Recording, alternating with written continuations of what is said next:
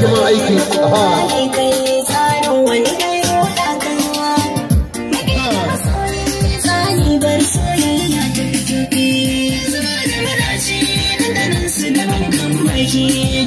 Dalili ke sa abide su na neman dauki da kan saka rasa jikin ka sai na aiki soyayya barabar su da rabu da shi kai yau tawakkali wani kai tsarin wani wadaka maki da masoyi tsani bar soyayya ta fito